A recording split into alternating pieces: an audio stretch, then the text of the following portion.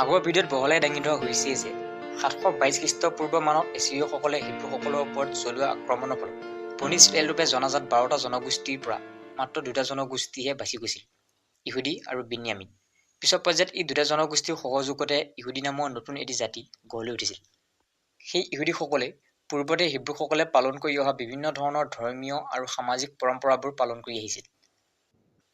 আৰম্ভণিৰ পৰা সেই পৰম্পৰাবোৰ অতি কঠোৰ আৰু জটিল আছিল। ইহুদীসকলে উপাসনা কৰা প্ৰভুক এহুৱা বুলি কোৱা হয়। সেই এহুৱাৰ নাম কোনেও অনৰ্থক ল'ব নোৱাৰিছিল। অজানিতে কোনোবাই ধৰ্মীয় নীতি নিয়ম উলংঘা কৰা অপৰাধত লিপ্ত হ'লে কঠোৰতকৈ কঠোৰ শাস্তি বিহা হৈছিল। যিয়েই নহওক, হিব্ৰু তথা ইহুদীসকলৰ মাজত মোচেছ, ডেভিড, চলমনৰ দৰে সময়ে সময়ে বহু ধৰণৰ ধৰ্মবক্তাৰ আগমন ঘটিছিল। সেই ধৰ্মবক্তা আগমন ঘটা যুগটোক মেছিয়ানিক যুগ বুলি কোৱা হয়। সেই মেছিয়ানিক যুগৰ সমাপ্তিৰ লগে লগে সমাজ ব্যৱস্থা ধৰ্মপণ্ডিতসকলৰ হাতলৈ গুচি গৈছিল। এচাম কট্টৰ লোকে চলোৱা ময়মতালি ক্ৰমাৎ বাঢ়ি অহাৰ লগে লগে যীশুখ্ৰীষ্ট নামৰ এগৰাকী পুৰুষৰ আবিৰ্ভাৱ ঘটিছিল। তেখেত আছিল আনতকৈ বহুত ব্যতিক্ৰম। মুকলিকৈ অন্যায়ৰ বিৰুদ্ধে মাত মাতিবলৈ ভয় নকৰা যীশুখ্ৰীষ্টই শেষত কৰুণ মৃত্যুক খাব দিব লগা হৈছিল। অতি ৰহস্যজনকভাৱে জন্মগ্ৰহণ কৰা যীশুখ্ৰীষ্ট আছিল পবিত্ৰ মাৰিয়াৰ সন্তান। নাজৰেট নামৰ গাঁৱৰ নিৰ্বাসী জোচেফ নামৰ এগৰাকী সহজ সৰল ব্যক্তিৰ সৈতে মাৰিয়া বিয়াত বহা কথা আছিল। অৱশ্যে বিয়া হ'বলৈ নৌপাওঁতেই মাৰিয়াই এটি দিব্য শিশুৰ মাক হোৱাৰ দায়িত্ব পালন কৰিব লগা হৈছিল। সেই দায়িত্ব স্বয়ং ঈশ্বৰে দেৱদূতৰ হতুৱাই মাৰিয়ালৈ অৰ্পণ কৰিছিল।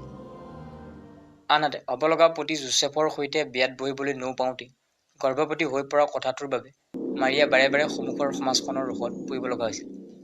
অৱশ্যে হ'ব লগা গিৰিয়েক জোচেফে মাৰিয়াক আঁকোৱালি লোৱাত অলপো কুণ্ঠাবোধ নকৰিছিল। কাৰণ আচল ৰহস্যৰ বিষয়ে তেখেত ভালদৰে অৱগত আছিল। মাৰিয়াই কৈছিল, এয়া সকলো প্ৰভুৰ লীলা। কোনো ধৰণৰ পাপকৰ্মত লিপ্ত হোৱাৰ ফলত মোৰ এই সন্তান ভূমিষ্ঠ হোৱা নাছিল। মই পবিত্ৰ, মোৰ সন্তান পবিত্ৰ। গোটেই জগতত পোহৰ বিলাবলৈ লৰ্ডে মোৰ গৰ্ভত এই সন্তানটি সংস্থাপিত কৰিছে। ইয়াক লৰ্ডৰ আশীৰ্বাদ হিচাপে লোৱা সকলকো লৰ্ডে আশীৰ্বাদ কৰিব। মাৰিয়াৰ কথাত সন্মুখৰ লোকসকল দুই শ্ৰেণী বিভক্ত হৈ পৰিছিল। এক শ্ৰেণীয়ে মাৰিয়াৰ কথা মানি লৈছিল আৰু আন এক শ্ৰেণীয়ে মাৰিয়াই দুখমুক্ত প্ৰমাণিত কৰিবলৈ মিছা মাতিছে বুলি অনুমান কৰি লৈছিল। যীশুখ্ৰীষ্ট ডাঙৰ হৈ অহাৰ লগে লগে বিভিন্ন ধৰণৰ প্ৰত্যাহ্বানো বাঢ়ি আহিছিল। যীশুখ্ৰীষ্টক মাৰিয়াৰ অবৈধ সন্তান তথা অপবিত্ৰ ৰূপে বিবেচনা কৰি অহা সকলৰ বাবে যীশুখ্ৰীষ্ট মূৰৰ কামোৰণিত পৰিণত হৈ পৰিছিল। পদে পদে বলি হৈ অহা তেনেধৰণৰ ভেদাভেদ আৰু ঘৃণাৰ পৰা পৰিত্ৰাণ পাবলৈ যীশুখ্ৰীষ্টই তাৰ বিৰুদ্ধে মাত মাতিবলৈ আৰম্ভ কৰিছিল। ধৰ্ম নামৰ অতি ধাৰ্মিকতা, ধৰ্মীয় নীতি নিয়মৰ নামত কেৱল আনুষ্ঠানিকতা ৰখা, বিধি বিধানৰ নামত অসহায় লোকৰ ওপৰত চলোৱা নিৰ্যাতন, সামান্য কথাতে প্ৰদান কৰা জঘন্য শাস্তি আদিবোৰৰ বিপক্ষে মুখ খুলিবলৈ গৈ যীশুৱে কৈছিল, মানুহ লৰ্ডৰে অন্য এক ৰূপ। মানুহৰ জন্ম পৃথিৱীত অশান্তি বিয়পাবলৈ নহয়, কাৰণ অশান্তি বিয়পোৱা শয়তানৰহে কাম। মানুহৰ কাম হৈছে প্ৰেম আৰু বুজাবুজিৰ মাজেৰে চলাটোহে। মই আপোনালোকৰ ওচৰলৈ আহিছোঁ ঈশ্বৰ ৰাজ্য প্ৰতিষ্ঠা কৰিবলৈ। সেই ঈশ্বৰ ৰাজ্য তেতিয়াহে সম্ভৱ যেতিয়া আমি ঘৃণাৰ সলনি প্ৰেমক আঁকোৱালি ল'বলৈ শিকিম। প্ৰতিটো বস্তু লৰ্ডৰ সৃষ্টি। কোনো বস্তু বা মানুহক ঘৃণা কৰা মানে লৰ্ডক ঘৃণা কৰা বা লৰ্ডৰ সৃষ্টিক অপমান কৰা। ধৰ্মশাস্ত্ৰত নথকা এনেধৰণৰ কথাৰে সমাজত ধৰ্ম প্ৰচাৰ কৰা কথাটোৰ বাবে এচাম কট্টৰ লোকৰ বাবে যীশুখ্ৰীষ্ট আক্ৰমণৰ লক্ষ্য হৈ পৰিছিল আৰু তেখেতৰ কথা বতৰাক ধৰ্মবিৰোধী আখ্যা দিছিল। সিমানতে ক্ষান্ত নাথাকি সমাজৰ পৰা বাহিৰ কৰি ওচৰৰে পাহাৰ এখনত থকাৰ ব্যৱস্থা কৰি দিছিল।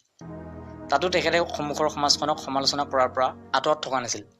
আনহাতে তেখেতৰ কথাত অনুপ্ৰাণিত হৈ গঢ় লৈ উঠা শুভাকাংক্ষী তথা অনুগামী এচামে তেখেতৰ থকা মেলাৰ যতন ধৰি আহিছিল। সিহঁতৰ সহযোগতে পাছত নতুন এটি ধৰ্মীয় বিশ্বাসৰ উদয় হৈছিল, যি খ্ৰীষ্টিয়ান ধৰ্ম বুলি উল্লেখ কৰাৰ প্ৰয়োজন নাই। সময় বাগৰাৰ লগে লগে এচাম কট্টৰ লোকৰ কুকৰ্মক লৈ যীশুখ্ৰীষ্টৰ কণ্ঠ আৰু অধিক কঠোৰ হ'বলৈ ধৰিছিল। এইবাবে যীশুখ্ৰীষ্ট এচামৰ মাজত অতিকৈ জনপ্ৰিয় হৈ পৰিছিল যদিও বাৰে বাৰে এচাম কট্টৰ লোকৰ ৰোষত পৰিব লগা হৈছিল। সেই কট্টৰ লোকৰ ধৈৰ্য্যৰ বান্দাল ছিগি গৈছিল যীশুক অনুগামীসকলে ঈশ্বৰৰ পুত্ৰ আখ্যা দিবলৈ ধৰাৰ পাছত। হাত সাৱটি বহি থাকিলে কথাবোৰ বহু দূৰ পাবগৈ বুলি ধাৰণা কৰি সময় থাকোঁতে লেকাম লগাবলৈ সেই কট্টৰসকলে সুযোগলৈ বাট চাই আছিল।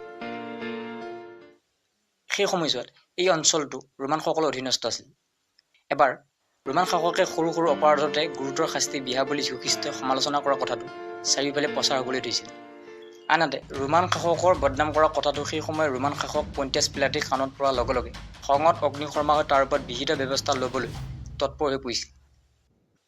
সদু শেষত ৰোমানসকলক বদনাম শুনা কোনো কথাই শুনিবলৈ সাজু নথকা ৰোমান শাসক পণ্টিয়াছ পিলাতেৰ নিৰ্দেশ মৰ্মে যীশুখ্ৰীষ্টক ক্ৰুচবিদ্ধত ওলমাই মৃত্যুদণ্ডৰে দণ্ডিত কৰা ৰায় জাৰি কৰা হৈছিল।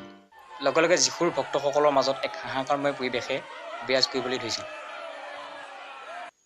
অৱশেষত যীশুক ক্ৰুচবিদ্ধত ওলমাই মৃত্যুদণ্ডৰে দণ্ডিত কৰাৰ সময় আহি গৈছিল।